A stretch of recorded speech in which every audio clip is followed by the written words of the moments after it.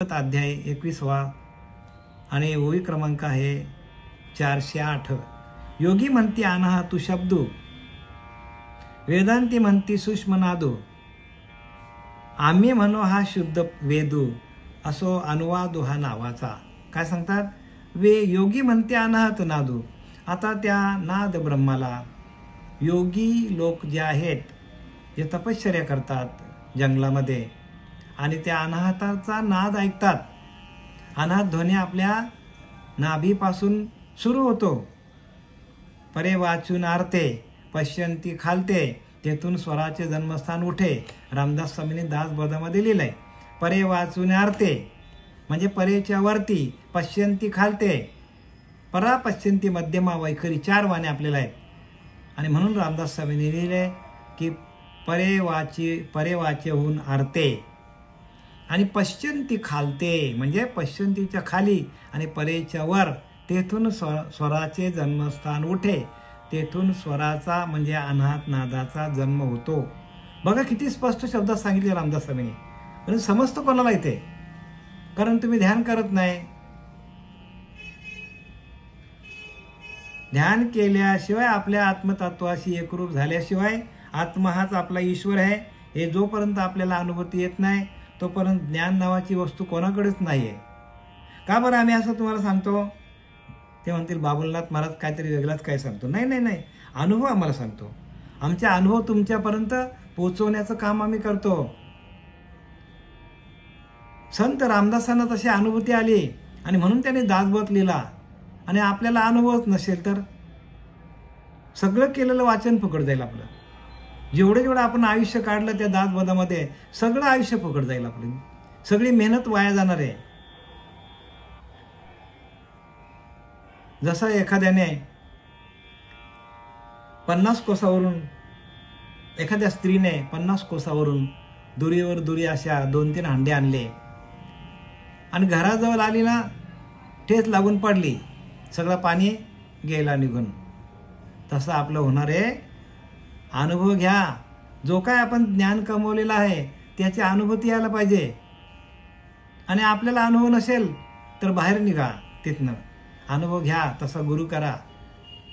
कारण गुरु दाविल्या वाटा, गुरु आपल्याला आतल्या वाटा दाखवतो. आपण बाहेर काय, बाहेर आपल्याला दिसतं पण ते खरं आहे का? नाही ना. जे दिसतं ते खरं नाही ना. जे जे साकार दिसे, रामदास स्वामींनी लिहिलंय. जे जे साकार दिसे, दासबोधामध्ये लिहिलंय. जे जे साकार दिसे ते ते कल्पांती नासे. म्हणजे काय? जे आपल्याला समोर दिसतं ते काही काळाने त्याचा नाश होणार आहे. मग आपल्या देहाचा पण नाश होणार. देह आपल्याला दिसतो, घर दिसतो, सूर्य दिसतो, चंद्र दिसतो, सगळं आपल्याला दिसतो. पण जे डोळ्याने जे जे दिसतं त्याचा नाश होणार सांगितलं. जे जे साकार दिसे ते ते कल्पांती नासे. बघा, त्याचा नाश होणार आहे. मग नाश कसला होत नाही? तर जे जे साकार दिसे ते ते कल्पांती नासे, स्वरूप ते असतचे असे सर्व काळ. काय सांगितलंय? स्वरूप जे आहे, आपला आत्मस्वरूप आहे, तो सर्व काळ आहे. तो आधी आहे, याच्या आधी होता, याच्या नंतर पण असणार. म्हणून स्वरूप साक्षात्कार व्हायला पाहिजे. रूपाचं ज्ञान सगळ्यांना आहे. रूप आपल्याला डोळ्यांनी दिसतो, त्याचं वर्णन करायचं. भगवंतानी गळ्यामध्ये रुद्राक्ष माल घातलेली आहे, त्याच्या गळ्यामध्ये हे नाग आहेत, कानामध्ये कुंडल आहेत, जटा वाढवलेल्या आहेत. हे सगळं आपण सांगू शकतो. हे रूप आहे. पण स्वरूप साक्षात्कार पाहिजे. स्वरूपाची ओळख देता येत नाही. स्वरूपाची ओळख आतमध्ये आहे. आणि म्हणून रामदास स्वामींनी लिहिलंय, स्वरूप ते नामातीत असे. म्हणजे आपण नामावर आरूढ झालो तर नाम पण ज्यावेळेला आपला बाद होईल, नाम पण आपल्याला संपेल, नाम पण आपला बंद पडेल, त्याच्यानंतर आपल्याच आत्म्याची आपल्याला ओळख होतो. म्हणून स्वरूप ते नामातीत असे. काय सांगितलंय? बघा किती स्पष्ट लिहिले रामदास स्वामींनी. दासबोध एवढा क्लिअर ग्रंथ आहे, 1 नंबरचा ग्रंथ आहे. पण त्याची फोड करण्यासाठी तुम्हाला गुरुला शरण जावं लागेल, ध्यान करावं लागेल. तर रामदास स्वामींनी लिहिले, स्वरूप ते नामातीत म्हणजे नामाच्या पलीकडे गेल्यानंतर आहे. गुणातीत, गुणांच्या पलीकडे, मनातीत, मनाच्या पलीकडे जावं लागेल. देहातीत, देहाच्या पलीकडे जावं लागेल. आपण देहावरच आहोत अजून, आणि त्याच्यामुळं आपल्याला ज्ञान होणार नाही, आत्मज्ञान होणार नाही. ज्ञान भरपूर असेल पण तो ज्ञान अंतकाळी आपल्याला कामाला येणार अजिबात नाही. म्हणून योगी म्हणते अनाहत शब्द बघा. योगी जे आहेत, ज्याने अनेक वर्ष तपश्चर्या केलेली आहे, ते या नादाला अनाहत नाद असं म्हणतात. अनाहत म्हणजे आपण आता हातावर हात आपटला तर आपल्याला टाळीचा आवाज येतो, म्हणजे कुठेतरी आपटल्यावर आपल्याला आवाज येतो. अनाहत नाद म्हणजे स्वयंभू असतो. कसा असतो? स्वयंभू. आपल्या आतमध्ये अनाहताचा नाद, त्या नामाचा नाद आपल्याला स्वयंभू ऐकायला येतो. काय करायची गरज लागत नाही, फक्त बसायचं बस का ते नाद ब्रह्म चालू होतो. म्हणून त्याला अनाहत म्हणजे कसल्याही गोष्टीचा त्याला स्पर्श न करताना जो आपोआप चालतो त्याला म्हणतात अनाहतू. आणि ते योगी लोकांचा शब्द आहे.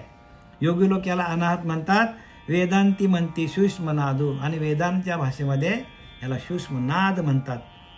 आणि आम्ही म्हणू हा शुद्ध ना वेदू, आणि आपण त्याला शुद्ध वेदू. सर्वसामान्य लोक याला काय म्हणतात? हा वेदच आहे. हे वेद नाही सांगितलं बघा, आपण वाचतो ते वेद नाही सांगितले. तो नाद ब्रह्म तोच वेद आहे. तो नाद ब्रह्म आपल्याला आला की कुठलाच ग्रंथ वाचायची गरज नाही. मी नेहमीच म्हणतो की नाही, तुकोबाऱ्या कोणत्या शाळेत गेले, काय वाचन केलं त्यांनी, एकनाथ महाराजांनी काय कुठले ग्रंथ वाचले, त्या नादाच्या ब्रह्माशी एकरूप झाले आणि त्या नादातून आलेला अनुभव त्यांनी या ग्रंथामध्ये लिहिलेला आहे. आणि तसा आपल्याला अनुभव, तसाच्या तसा अनुभव येतो आपल्याला. पण गुरु करायला पाहिजे आपण. म्हणून गुरु दाविले या वाटा. म्हणून गुरु तेथे ज्ञान, ज्ञानी आत्मदर्शन. काय सांगितलंय 18 अध्यायामध्ये? ज्ञानोबराया जाता जाता सांगतात, गुरु तेथे ज्ञान, ज्ञानी आत्मदर्शन. गुरुच्या ठिकाणी ज्ञान आहे आणि त्या ज्ञानातून आपल्याच आत्म्याचं दर्शन होतं. तुम्हाला झालं का तुमच्या आत्म्याचं दर्शन? मग तुम्ही केलेला गुरु बरोबर आहे का चेक करून घ्या. कारण जाता जाता सांगतात ज्ञानोबराया, गुरु तेथे ज्ञान, ज्ञानी आत्मदर्शन. गुरु आपल्या गुरुच्या ठिकाणी ते आत्मज्ञान आहे आणि गुरुने दिलेल्या आत्मज्ञानातून आपल्याच आत्म्याचं आपलं दर्शन होतो. आणि दर्शने समाधान अति जैसे, आणि त्या दर्शनातून आपल्याला समाधान मिळतो. ते समाधान एवढं आहे की सांगता येत नाही. अति जैसे. आणि ती अनुभूती आम्हाला आलेली आहे. आणि म्हणून आम्ही या आनंद संप्रदायामध्ये श्रीपाद बाबा, रामदास बाबा, नारायण बाबा, रोहिदास बाबा, नाना बाबा, सच्चिदानंद सद्गुरू श्रीपाद बाबा, रामदास बाबा, सच्चिदानंद सद्गुरू पांडुरंग दिवेकर बाबा, ह्यांच्या कृपा आशीर्वादाने जे आम्हाला ज्ञान मिळालं आणि ते ज्ञान घेऊन आम्ही तुमच्यापर्यंत अधिकार घेऊन आम्ही तुमच्याकडे आलेलो आहे. अधिकार परत तो कार्य होते, अधिकार नसता कार्य व्यर्थ जाते सांगितलं. ते अधिकार घेऊन तुमच्याकडे सांगायला आलोय. असो अनुवाद हा नावाचा, याला काय म्हणतात? याला अनाहत नाद असं म्हणतात. ऐशिया स्वतः सिद्ध वेदासी, श्रद्धानुपजेची प्राणियासी, या लागी सूक्ष्म वेद स्थूलतेशी म्या जनहिताशी आणिला. आता इथे नाथ महाराज काय सांगतात की स्वतः सिद्ध वेदरहित मनुष्याची श्रद्धा बसत नाही. काय सांगितले? पण अशा स्वतः सिद्ध वेदावरही मनुष्याची श्रद्धा बसत नाही. म्हणजे स्वयंसिद्ध असं ज्ञान नाद ब्रह्म, त्या नाद ब्रह्मावर पण माणसाची श्रद्धा बसत नाही. का? अनुभव नाही ना, तसं गुरु मिळत नाही ना. म्हणून आपल्या डोक्यावर हात ठेवल्या ठेवल्या आपल्याला त्या कुंडलिनी शक्तीचा आपल्याला अनुभव येतो ताबडतोब. त्या गुरुकडे एवढी शक्ती असते की त्यांच्याकडे असलेली ती शक्ती, त्या सहबीजाची पेरणी आपल्या शरीरामध्ये डोक्यावर हात ठेवून पेरणी करतात. आणि मग आपल्याकडे ते हरिनामाचं बीज सातत्याने आपल्याला चालू होतं आणि त्यातून आपल्याला नाद ब्रह्माची अनुभूती येते. कोणता ब्रह्म? नाद म्हणजे अनाहत ब्रह्म. आणि तो अनाहत ब्रह्म इथे फारच महत्वाचा आहे. नाद ब्रह्म 1 नंबरचं शास्त्र आहे. सगळ्या जगामध्ये एक नंबरचं शास्त्र असेल तर ते नाद ब्रह्म, आणि त्या नाद ब्रह्माच्या आपण नादाला लागलो तर आपल्याला परब्रह्माची प्राप्ती सहज आहे, सहज आहे.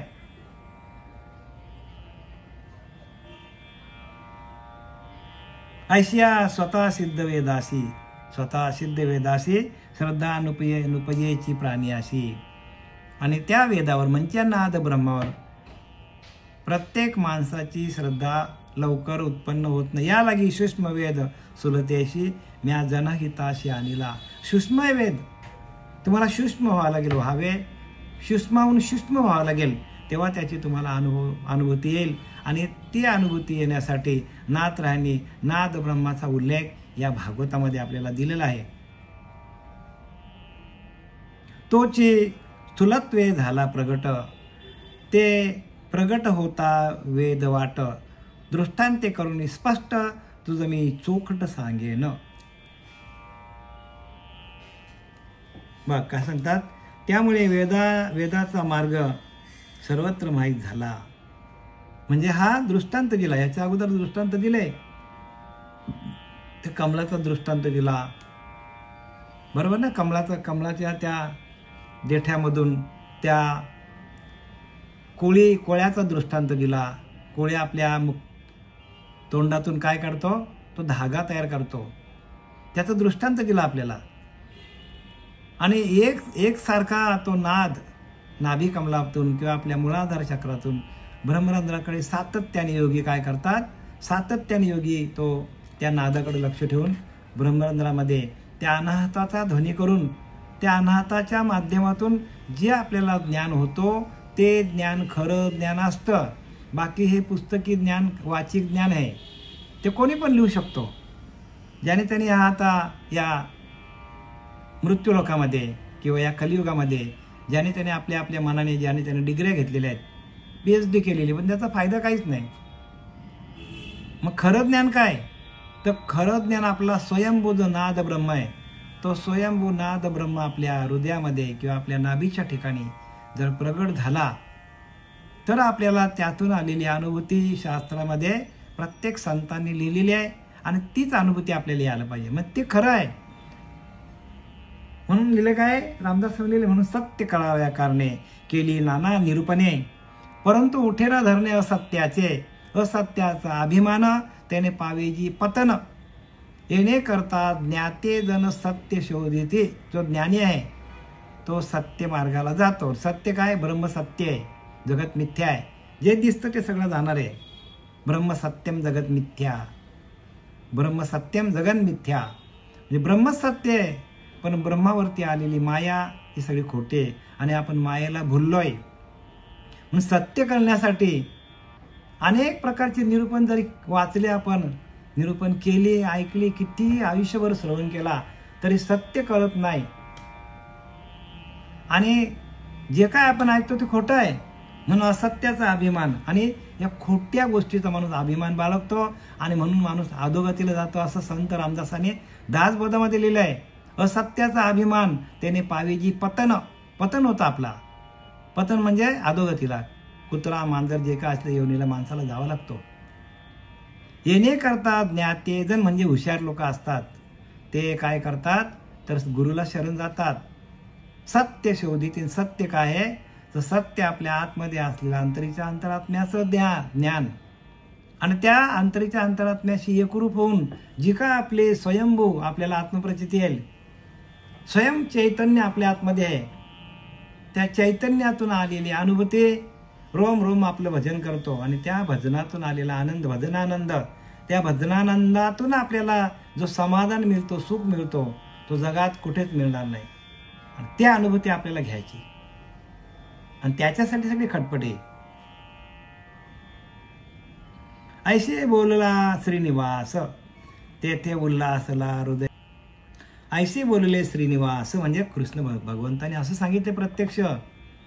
नाथांनी पण नाही सांगितलं, कृष्ण भगवंतानी उद्धवाला सांगितले प्रत्यक्ष. हे ज्ञान कृष्ण भगवंताने त्याचा सखा जो काय उद्धव होता त्या उद्धवाला हे ज्ञान सांगितलं. त्या द्वापार युगामध्ये जे काय खरं होतं, हृदयामध्ये साठलेलं होतं भगवंताच्या, ते भगवंतानी सांगितलेलं आहे आणि तेच खरं आहे. आणि ते वाचा व्यवस्थित आणि त्याचा फॉलो करा, म्हणजे त्याप्रमाणे चला. बाकी लोकांच्या सांगण्यावर जाऊ नका. लोकांच्या सांगण्यावर गेला तर आपलाच काय होणार आहे, आपलाच अनहित होणार आहे. म्हणजे एक शास्त्र काय सांगतं ते वाचा. उगाच कोणी पण सांगतो त्याच्याकडे आपण लक्ष देऊन काय होतं, आपलं स्वतःचं नुकसान होतो आणि नंतर आयुष्य संपल्यानंतर मग गेलं आपलं. त्याने उल्हासला हृदय हंस म्हणे मज कारणे ऋषिकेश अत्यंत सौरस निरूपणी. श्रीकृष्णाचे माझ्यावर प्रेम आहे, त्यामुळे माझ्या कल्याणासाठीच तो अमृतासारखे रसाल निरूपण करीत आहे. काय सांगतो उद्धव, की भगवान श्रीकृष्णाचं माझ्यावर प्रेम असल्यामुळे तो मला असा एकदम प्रेमल आणि अमृतासारखा रसाळ असं ज्ञान मला सांगत आहे. आणि हे अमृतच आहे, लक्षात ठेवा. हे ज्ञान म्हणजे अमृत आहे. प्रत्येक शब्द हा अमृत आहे, ओवी नाही. प्रत्येक शब्द अमृत आहे. आणि त्या अमृताचा आपण रस आपल्याला चाखायचा असेल तर तुम्हाला एकांतामध्ये जावं लागेल. हंस ज्ञान म्हणतात त्याला, म्हणजे राजहंसाचं ज्ञान आहे. राजहंस काय करतो, बरोबर दूध तेवढाच घेतो, पाणी टाकून देतो. तसं आपण सत्य काय ते घ्यायचं, खरं काय ते घ्यायचं आणि खोटं आपण टाकून द्यायचं. मग खरं काय ते आपल्याला कळण्यासाठी गुरुला शरण जायचं. दोन्ही दिसती सारखी, दोन्ही आपल्याला सारखंच वाटतात. दोन्ही दिसती सारखी, दोन्ही आपल्याला सारखं वाटतात. पण आपल्याला विवेकातून ते घेता आलं पाहिजे. काय घ्यायला पाहिजे, विवेकातून. म्हणजे चांगलं काय, वाईट काय, सार काय, असर काय, पाप काय, पुण्य काय, स्वर्ग काय, नरक काय, खरं काय, खोटं काय, हे आपल्याला स्वतःच्या बुद्धीमधून कधी कळेल. ते आपल्याला नाद ब्रह्माची आपल्याला अनुभूती आल्यावर कळेल. तोपर्यंत नाही कळणार. तोपर्यंत खोटं पण आपल्याला खरंच वाटतं. जे कोणी सांगेल ते खरं वाटतं आपल्याला. जे कोणी सांगेल ते आपल्याला खरं वाटतं. का, आपल्याला अनुभवच नाही ना. मग अनुभव आपल्याला यायला पाहिजे नाद ब्रह्माचा. म्हणून दोन्ही दिसती सारखी, वर्म जाणे तो पारखी. म्हणजे वर्म म्हणजे काय, जे गुह्य आहे त्या वर्माशी आपण वर्माकडे जायला पाहिजे. सगळंच आपल्याला दुनिया खरी वाटते, पण या दुनियाला चालवणारा जो त्याच्या आतमध्ये दडलेला आहे तो दिसला पाहिजे, त्याची अनुभूती यायला पाहिजे. आणि त्याच्याशी एकरूप झाल्यानंतर खरं काय खोटं काय कळतं. त्याच्याशी एकरूप झालोच नाही त्या परब्रह्माशी ना, आपण नुसत्याच तोंडाच्या बाता मारल्या, सगळं फुकट जाणार, काय कामाला येणार नाही. म्हणून त्याची अनुभूती घ्या. अनुभव आले ते या जगा सांगती, तुकोबाऱ्या सांगतात. अनुभव आले ते या जगा सांगत, म्हणजे जगाला आम्ही जे आम्हाला अनुभव आले ते आम्ही जगाला सांगत सुटलोय. तुकोबाऱ्याचं तेच सांगतो सगळीकडे. ज्ञानोबाराया, तुकोबाराया, नाथ महाराज हे अनुभव आले ते सांगतात आणि अनुभवाचं कोणीच बोलत नाही. कारण अनुभव आणून देणं मजवारी बहुत स्नेह आलं. म्हणजे काय सांगतात की बाबा श्रीकृष्णात माझ्यावर खूप प्रेम आहे आणि माझ्या कल्याणासाठी अमृतासारखे रसाल निरूपण देत आहे श्रीकृष्ण. तसं तुमच्या हितासाठी हे अमृताचं निरूपण तुमच्याकडं अमृताच्या निरूपणाचा वर्षाव श्री गुरुकृपेने आमच्याकडनं होत आहे. तो आपण घेतला पाहिजे. अमृताचा वर्षाव होत आहे, अमृताचं आहे. अमृत समजून जर तुम्ही प्यालं, हे पिऊन टाकलं तर आपला उद्धार होणार आहे. मीराबाईने काय केलं सांगा मला, अमृत समजूनच ते विष प्यालं. होतं विष पण त्याचं झालं अमृत. तसं तुमचा भाव असा व्हायला पाहिजे की हे जे काय निरूपण आपल्याला दिलं जातं हाच अमृत आहे. हे सांगतात हेच खरं आहे, बाकी सगळं खोटं आहे. कारण नाथांचं भागवत आहे, कित्येक जन्माची शिल्लक आहे तेव्हा तुम्हाला ऐकायला मिळाले. भागवत ऐकायला मिळणं म्हणजे सगळ्यात मोठी पुण्य आहे. आणि तुम्ही पुण्यवान आहात, कारण तुम्हाला भागवत आमच्या मुखातून ऐकायला मिळतो. श्री गुरुकृपेने, आमच्या गुरुकृपेने तुम्हाला ऐकायला मिळतं. ही तुमची पुण्याई जमा आहे, तुमच्याकडे शिल्लक आहे. म्हणून तुम्हाला हे हा योग जो आहे, योग भागवत ऐकण्याचा, तो तुमच्याकडे अफाट तुमच्याकडे पुण्याई आहे. म्हणून तुम्हाला जन्मोजन्मीची शिल्लक आहे, म्हणून तुम्हाला ऐकायला मिळतो. आणि प्रत्येक एक शब्द तुम्ही याचा काय करा, अमृतासारखा सेवन करा. आणि अमृतासारखं सेवन केलं तर हे हंस क्षीरज्ञान आहे. म्हणजे सोहमांसा तत्वमसी, तेची परब्रह्म तूची आहेसी. म्हणजे जे काय हंसाने भगवंताने त्या निर्गुण निराकाराने हंसाचं रूप घेतलं आणि हंसाने कोणाला सांगितलं? ब्रह्माला सांगितलं. ब्रह्माने आत्रीला सांगितलं. आत्रीने कोणाला सांगितलं? दत्त महाराज. दत्त महाराजांनी नारायण जालवणकर, नंतर लक्ष्मण, बल, भीम, सखायानंद, शांतामाई, बंडोबाबा, केरोबाबा, श्रीपाद बाबा, रामदास बाबा, नारायण बाबा, रोहिदास बाबा, त्याच्यानंतर आपले दिवेकर बाबा आणि तिथून आमच्यापर्यंत. म्हणजे परंपरेचं ज्ञान आहे. ही परंपरा प्रत्येक परंपरामध्ये प्रत्येक शिष्याला, त्या सिद्धाला त्या नामाचा स्पर्श आहे आणि ते स्पर्श तुमच्यापर्यंत आणण्याचं काम आम्ही करतो. आहे एकदम खरं, एकदम सोपं आहे, पण त्याचा स्पर्श व्हायला पाहिजे. असे मजवरी बहुत स्नेहाल मज उद्धार गोपाल निरूपणी सुखाला अतिरसाला अमृत रस. भगवंताने अमृतासारखा रस कोणाला पाजलाय? उद्धवाला. आणि तेच रस तुमच्यापर्यंत पोहोचवण्याचं काम श्री गुरुकृपेने आमच्याकडून